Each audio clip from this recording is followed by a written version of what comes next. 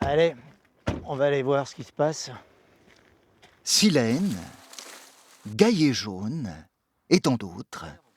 Ce sont les mauvaises herbes cultivées par Bernard Heitz et sa fille. Là, on peut prévoir une récolte, grosso modo, si le temps ne change pas trop, d'ici un mois. D'ici un mois, oui. Ouais, d'ici un mois, pas plus. Récolter pour les replanter, ces plantes sauvages qu'on arrache d'ordinaire, cette idée, Bernard Heitz l'a eue il y a une quinzaine d'années pour diversifier son activité. Il a senti le vent tourner. L'arrivée de la conscience écologique et la nécessité de réintroduire des plantes qui abritent les insectes. On m'a traité, c'est vrai, de fumeur de moquette, d'écologiste, intégriste, de tout. Parce que c'est vrai qu'il y a 15 ans, quand j'ai démarré avec les fleurs sauvages, on traitait tout cela comme de la mauvaise herbe qu'il fallait absolument traiter et détruire avec du phyto. Donc j'étais un original dans mon temps. Une quarantaine d'espèces sont cultivées par des agriculteurs Ouais, Sébastien, salut.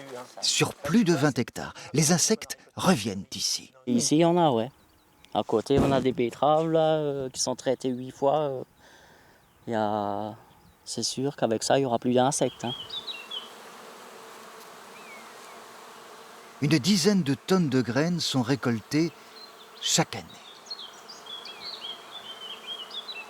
Les insectes ont besoin de fleurs sauvages. Les fleurs sauvages sont programmées pour produire du pollen et du nectar. La fleur sauvage va être beaucoup plus petite, elle va faire entre 6 et 8 pétales et elle va utiliser toute son énergie à faire du pollen et du nectar.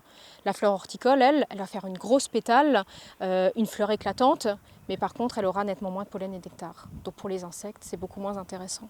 En catalogue, des mélanges pour usage spécifique ou du sur-mesure, fabriqués à l'ancienne. On travaille aussi bien dans le monde agricole, donc avec des collectivités, donc des mairies, des golfs, des architectes paysagistes. Voilà, on s'adresse vraiment à un public très très diversifié.